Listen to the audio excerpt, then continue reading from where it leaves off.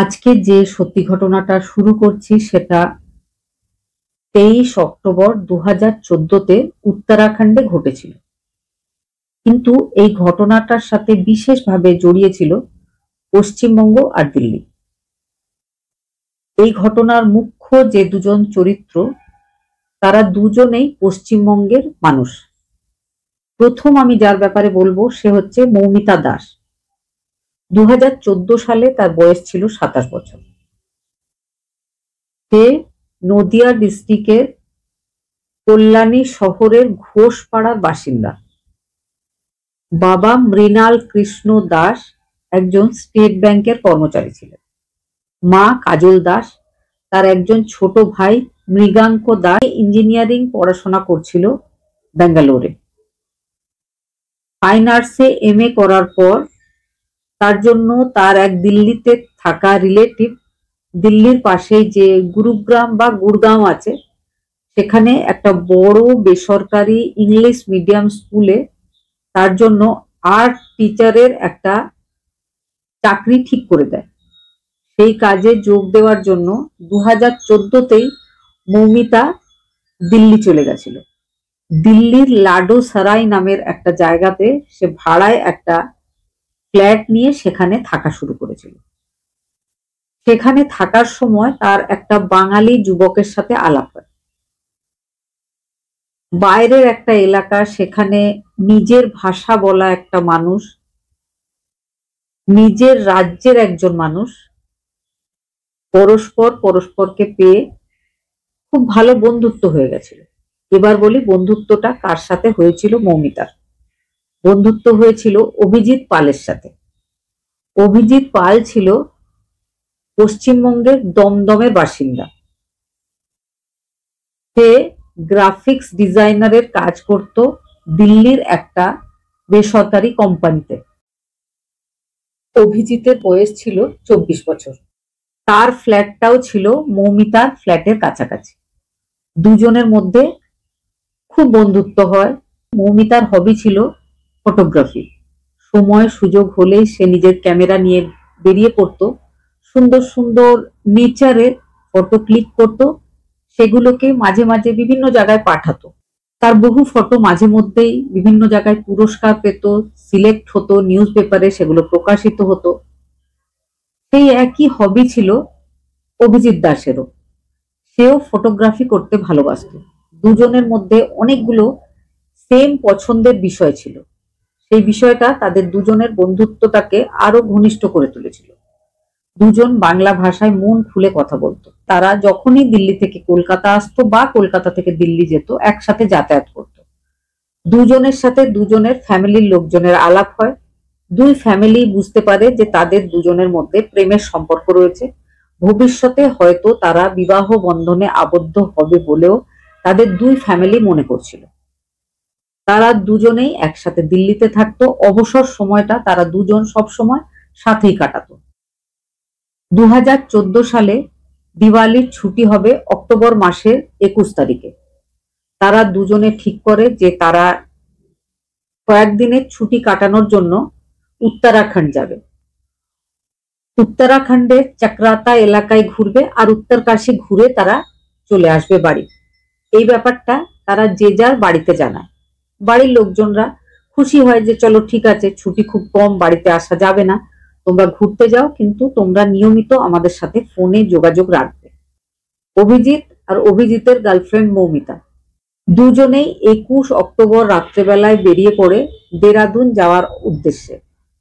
তারা দেরাদুনে গিয়ে নামে। বিকাশনগর বলে একটা জায়গাতে তারা হোটেল রুম নেয়।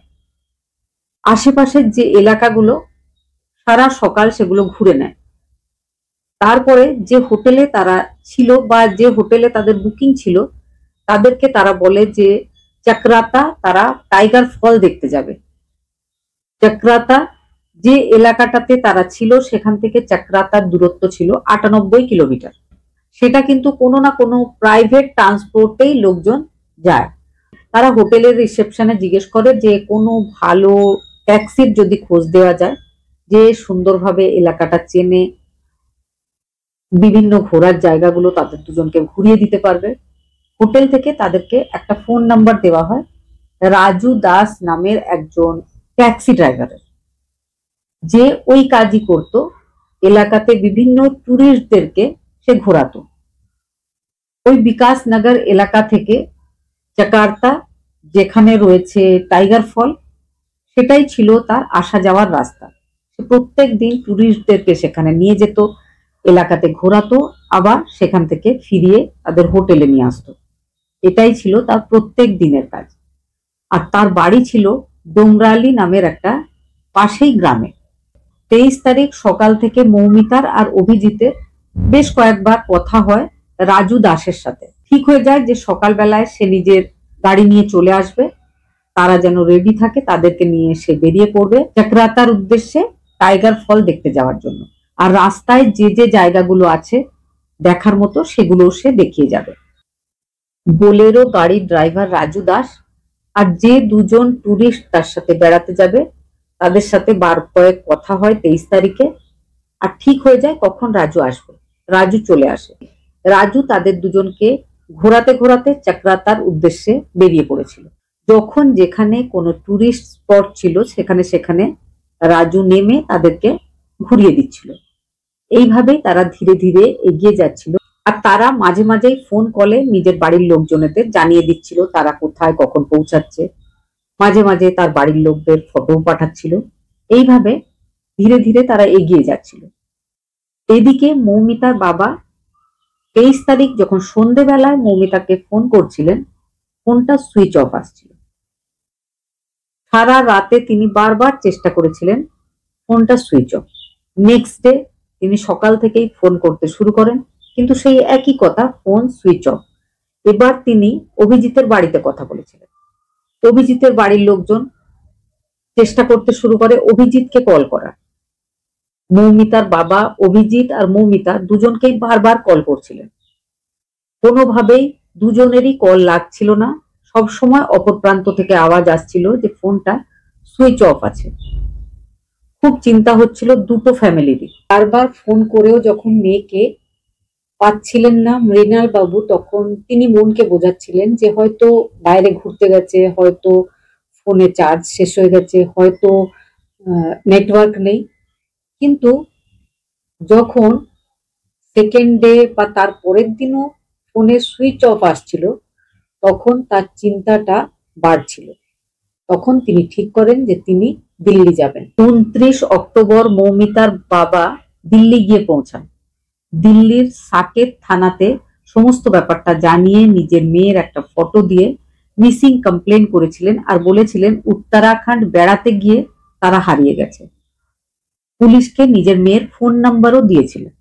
সেই ফোন নাম্বারের কল ডিটেলটা বের করেছিল পুলিশ। দিল্লি পুলিশ সেই কল ডিটেলটা উত্তরাখণ্ডের পুলিশকে পাঠিয়েছিল। উত্তরাখণ্ড পুলিশ দেখে যে বারবার একই ফোন নাম্বারে ফোন করা হয়েছে। সেই ফোন নাম্বারটা ছিল রাজু নামের একজন বোলেরো গাড়ির ড্রাইভারের, যার কাজ ছিল টুরিস্টদেরকে বিভিন্ন জায়গায় ঘুরতে নিয়ে যাওয়া। পুলিশ রাজু দাসকে ফোন কল করে। রাজু দাসের ফোনটাও কিন্তু সুইচ অফ ছিল। পুলিশের একটু সন্দেহ হচ্ছিল, তবে মনে হচ্ছিল যে যদি অন্য কোনো কারণ থেকে থাকে। কয়েকদিন পরে রাজুর সাথে কথা হয়েছিল।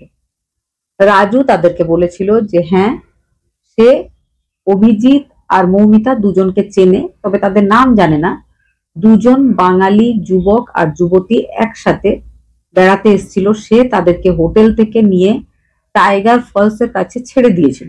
তবে তারপরে তারা দুজন কোথায় গেছে বা কোথায় যাবে সেটা তার জানা ছিল না, কারণ তার ওইটুকুই কাজ ছিল হোটেল থেকে বিভিন্ন জায়গা দেখাতে দেখাতে সেই টাইগার ফলস এলাকায় বা চক্রাতা এলাকায় ছেড়ে দেওয়া। সেটা সে করেছিল। তারপরে তারা কোথায় গেছে সে এই বিষয়ে কিচ্ছু জানে না। কে অভিজিৎ ছেলে, তার বাড়ির লোকেরা একটু হলেও কম চিন্তা করছিল। তারা দমদম থানায় গিয়ে একটা মিসিং কমপ্লেন করে নিজের ছেলের, আর পুরো ব্যাপারটা বলে যে 23 তারিখ সন্ধ্যেবেলা থেকে ফোন সুইচ অফ হয়ে যায়।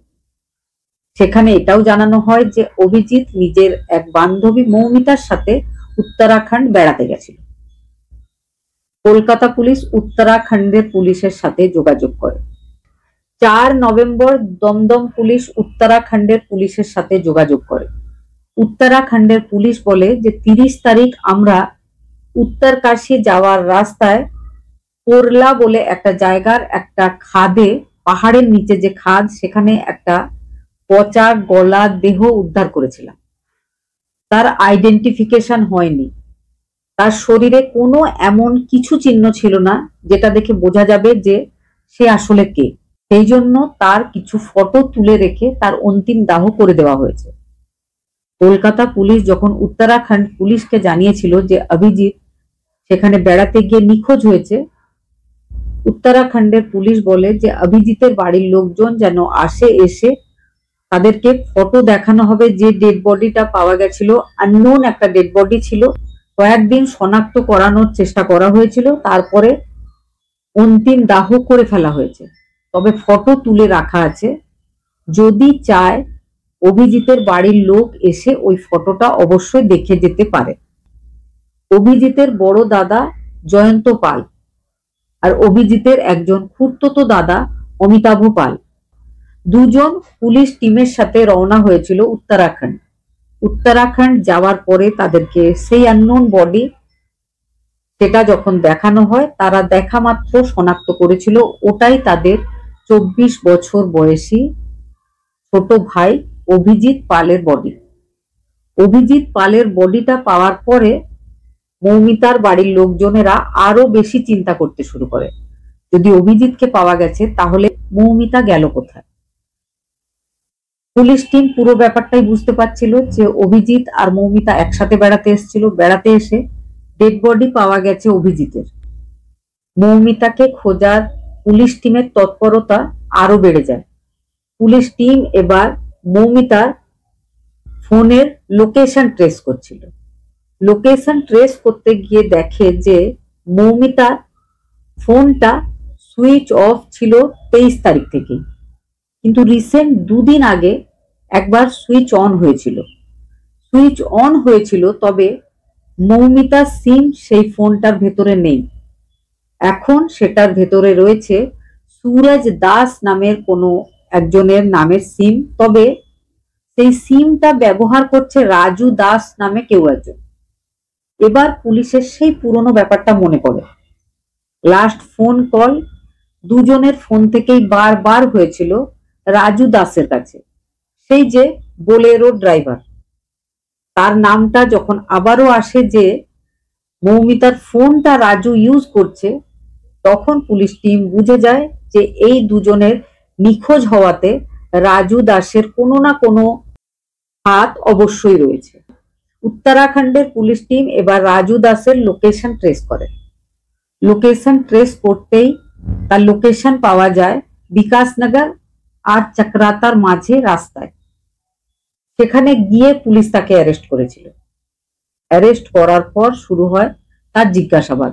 প্রথম দিকেও কিন্তু একবার জিজ্ঞাসাবাদ হয়েছিল, যখন দুই মৃতর ফোনের কল ডিটেলে বারবার তাকে ফোন করা হয়েছে দেখা যাচ্ছিল।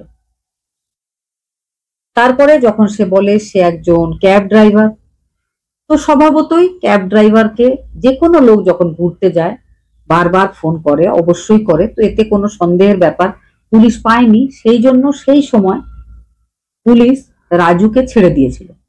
আর রাজু ভেবেছিল যে সে একদম ক্লিন চিট পেয়ে গেছে, তার উপর আর কোনো সন্দেহ নেই। সে পুলিশের জিজ্ঞাসাবাদের 2 দিন পরে নিজের ফোনটা নিজের সিম ঢুকিয়ে সুইচ অন করে ফেলেছিল আর মৌমিতার সিমটাকে ভেঙে ফেলে দিয়েছিল। তারপরে শুরু হয় রাজুর জিজ্ঞাসাবাদ। রাজুর জিজ্ঞাসাবাদে পুলিশ টিম যে ব্যাপারটা জানতে পেরেছিল সেটা হচ্ছে, রাজু 23 তারিখে হোটেল থেকে নিয়ে অভিজিৎকে আর মৌমিতাকে বেরিয়ে পড়েছিল চক্রাতা যাওয়ার উদ্দেশ্যে। রাস্তায় যে জায়গাগুলো ছিল সে ঘোরাতে ঘোরাতে চক্রাতা যাচ্ছিল। রাজু ডোংরেওলি নামের একটা গ্রামে থাকে। রাজু ভীষণভাবে নানা রকম নেশায় আসক্ত। নেশা করার জন্য সে ছোটখাটো চুরি করেই থাকে। সে নিজের গাড়িতে মৌমিতাকে আর অভিজিৎকে নিয়ে চক্রাতা যাচ্ছিল। মৌমিতা আর অভিজিৎ দুজনে ওই গাড়িটাকে বুক করে নিয়েছিল। তখন সে তাদের দুজনকে দেখেই বুঝতে পেরেছিল যে তাদের দুজনের কাছে ভালো টাকা পয়সা রয়েছে। তাদের ব্যবহার করার যে জিনিসগুলো, ক্যামেরা, মোবাইল ফোন, সবকিছুই বেশ দামি। তার লোভ হয়েছিল। তার মনে হয়েছিল যদি এদের দুজনকে লুটে নেওয়া যায় তাহলে কিছুদিন আর তাকে গাড়ি চালাতে হবে না। সেই টাকা দিয়ে বসে বসে সে খেতে পারবে বেশ কিছুদিন, আর নেশা করার টাকারও কোনো অসুবিধা হবে না। মৌমিতা আর অভিজিৎ দুজন নেমে গেছিল একটা রেস্টুরেন্টে খাওয়া দাওয়া করার জন্য।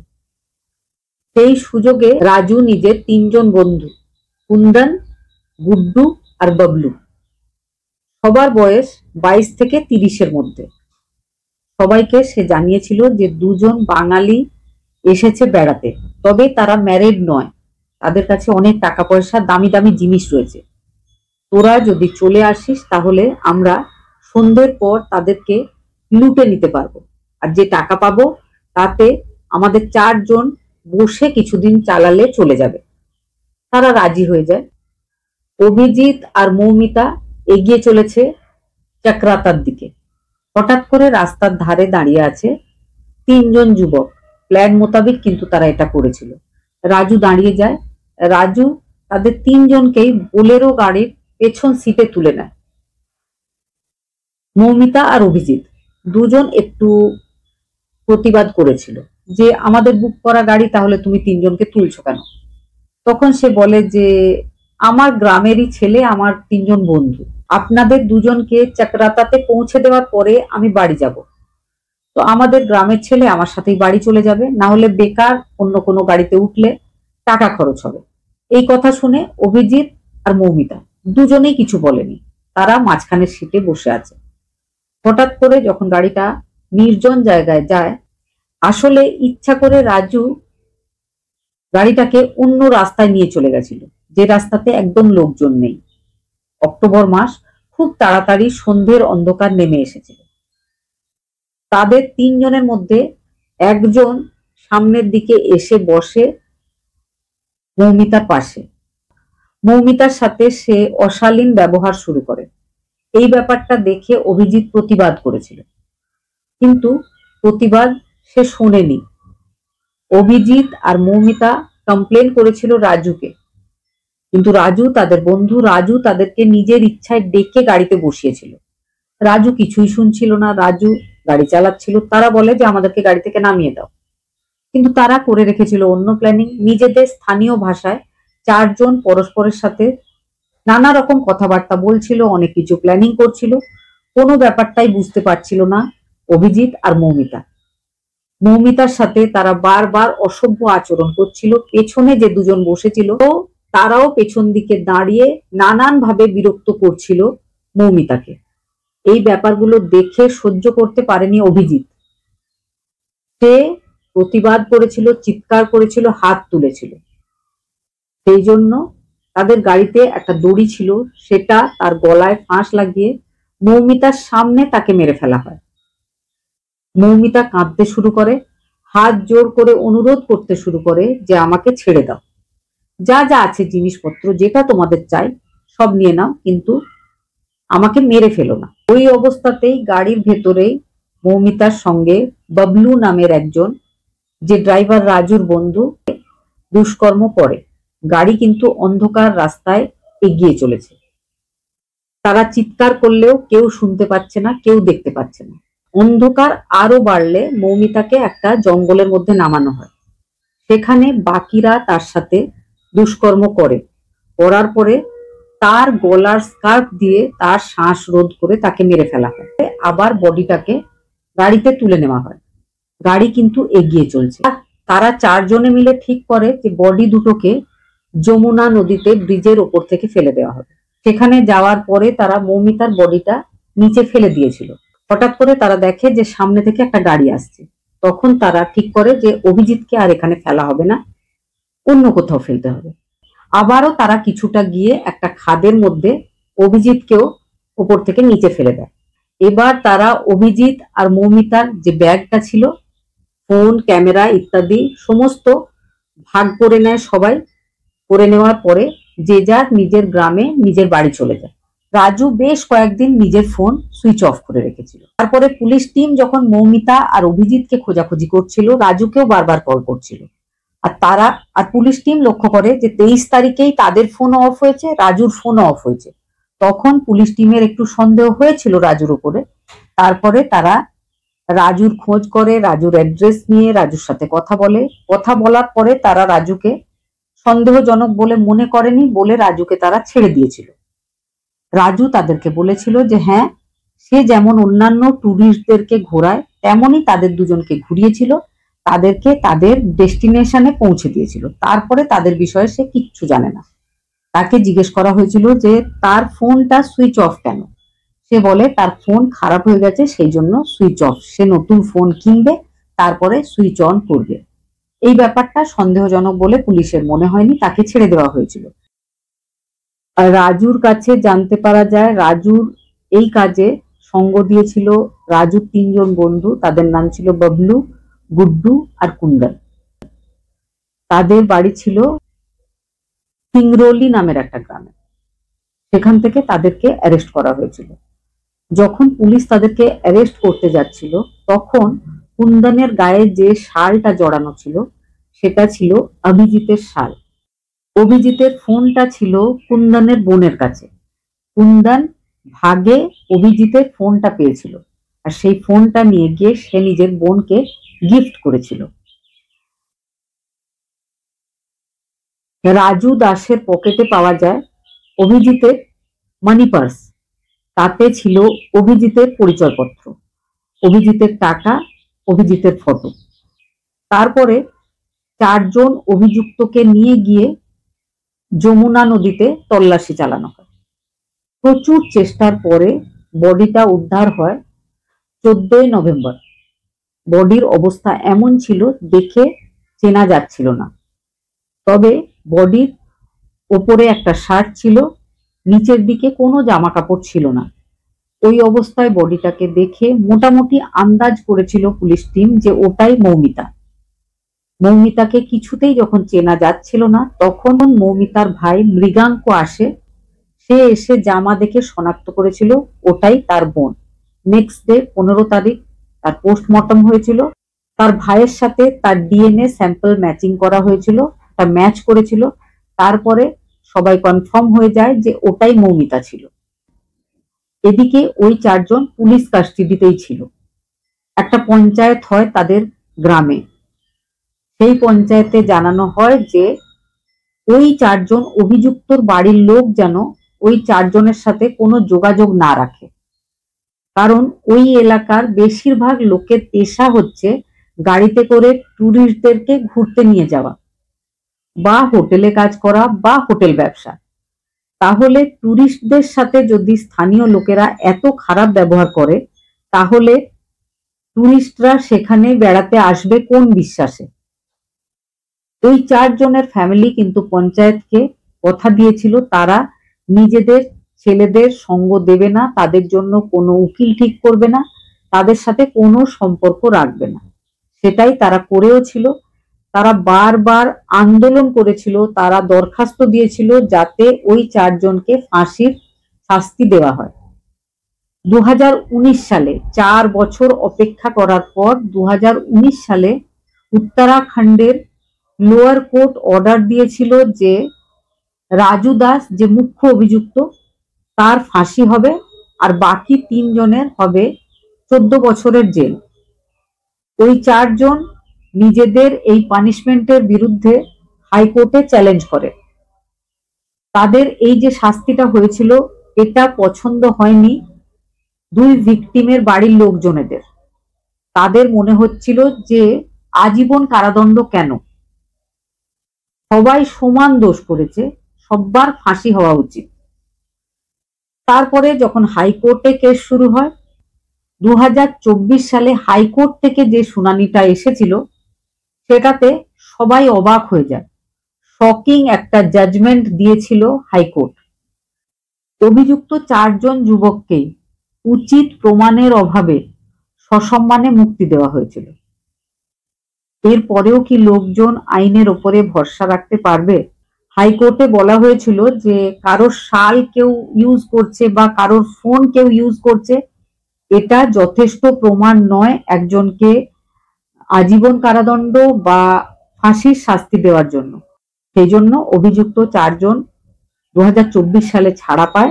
4 জন অভিযুক্তই শুনানি চলাকালীন 9 বছর মতো জেলে থাকার পর সসম্মানে মুক্তি পেয়েছে। এখন তারা স্বাধীনভাবে যে যার নিজের বাড়িতেই রয়েছে। ঘটনাটা শোনার পরে যদি কোনো বক্তব্য থাকে, বিশেষ করে আমাদের দেশের আইনের ব্যাপারে, অবশ্যই কমেন্টে জানাতে ভুলবেন না। ভালো থাকবেন, সুস্থ থাকবেন। আবার দেখা হবে নতুন কোনো সত্যি ঘটনা নিয়ে।